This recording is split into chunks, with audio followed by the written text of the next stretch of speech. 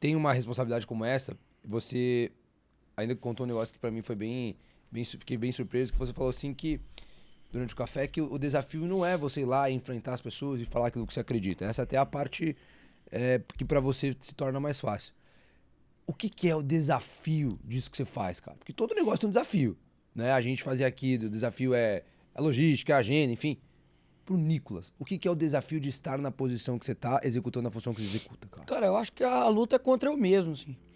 Acho que a nossa luta é contra a gente mesmo. Eu me cobro muito, assim, se realmente eu estou seguindo o caminho certo, se eu estou colocando da melhor forma, se eu estou me dedicando realmente para poder me preparar, se está sendo eficaz aquilo que eu tô lutando. Me cobro com relação a ter uma vida santa, a ter uma santidade, porque santidade não diz respeito a você não se sujar. Pode ter certeza que eu me sujo, pode ter certeza que eu peco, mas pode ter certeza também que eu me limpo. Então, eu acho que todos nós, e eu não estou aqui, nunca farei isso, que é pregar uma cultura de perfeição.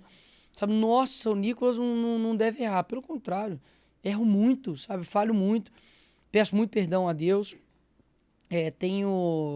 Todos nós, né, temos os seus pecados.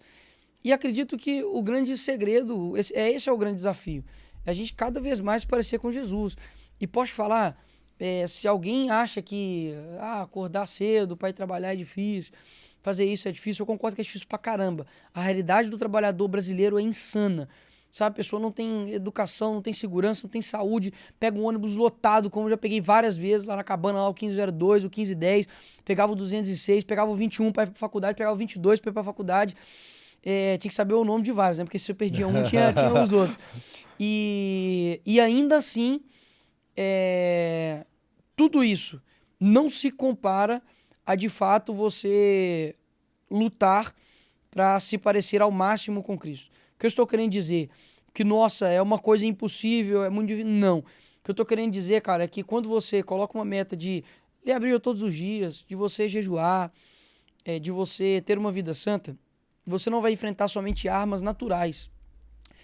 Todo mundo, né, que eu citei aqui, por exemplo, vai enfrentar armas naturais, que é o cansaço, é o desânimo, Que é o que é o todo mundo vai desgaste, que todo mundo passar. vai enfrentar. Mas quando você joga para um campo espiritual, você ainda vai enfrentar as armas espirituais. Aí Isso é que o bicho muito pega. pior. Então é isso que, de fato, eu sempre luto. Que eu sei que, além dessa batalha aqui que eu tô vendo esse microfone aqui, tô vendo aqui, há uma batalha espiritual acontecendo. E eu preciso me resguardar quanto a isso. Eu preciso acreditar na Bíblia por completo. Eu não posso ser seletivo. A Bíblia fala que a gente não luta contra carne e sangue, mas contra principados e potestades. Então, cara, se as pessoas não começarem a enxergar isso, pode acontecer duas coisas, né? Ou você ser o maior fracassado de todos, que não necessariamente é fracassar, mas é ter sucesso naquilo que você não foi chamado. Uau. Ou você, de fato, seguir algo que você nunca quis, que você ainda não tem sucesso, e simplesmente ser a vida quando você olhar para trás e falar, caramba, já passou 5 anos, caramba, já passou 10 anos, o que que tá acontecendo? Por isso que eu faço, sabe? Se eu for me arrepender, eu me arrependo do que eu fiz, mas não do que eu deixei de fazer. Porque, cara, se acordar assim, sei lá, depois com seus 70 anos de idade, falar, putz, velho, eu podia Que ter dado um gás desperdício, a né? mais. Isso eu acho que é Sabe? o cerne do Forjando, cara. Porque um dia, eu lembro que uma grande virada que a gente teve aqui foi quando uma pessoa perguntou, cara, por que eu preciso ter um resultado acima da média? E quando o resultado é a consequência de uma série de comportamentos que você adquire, que você desenvolve. Que você, quando a gente fala de se tornar uma ferramenta, encontrar sua função e executá-la com maestria, a gente está seguindo muito a linha da Ellen White, que foi uma grande adventista, que ela fala o seguinte: os dons e os talentos, eles tinham, na era pré-diluviana, ela tinha dois objetivos.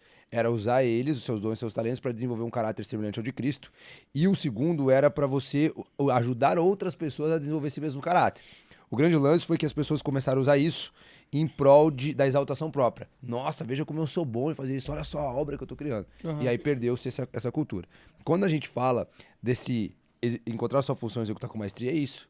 É você tornar essas características semelhantes a de Cristo. A etapa do ferreiro é justamente você ajudar outras pessoas.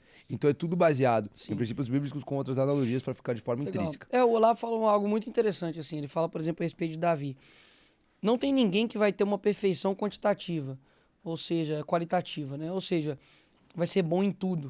Não tem como você ser perfeito em todas as áreas. O que você tem que fazer? Você tem que pegar aquela sua virtude que é boa e você trabalhar tanto nela para que aquela virtude se irradie em todas as outras, inclusive nos seus vícios, nos seus defeitos, nas suas falhas. Então, acho que esse é o grande segredo. Você tem, por exemplo, Pedro. Pedro era completamente estourado, né? Discípulo. Completamente estourado e tudo, queria defender Jesus e tal.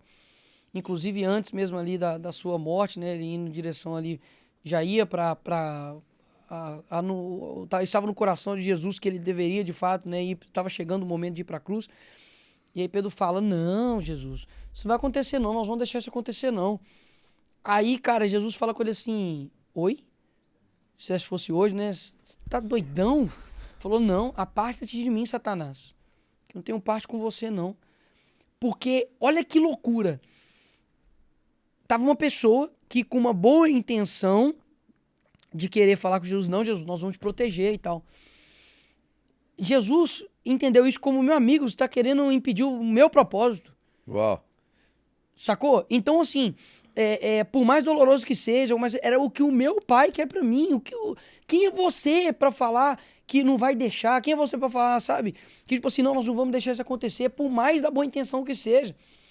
Então, assim, cada um tem a sua personalidade, seus defeitos, suas falhas. Pô, Davi era um homem segundo o coração de Deus.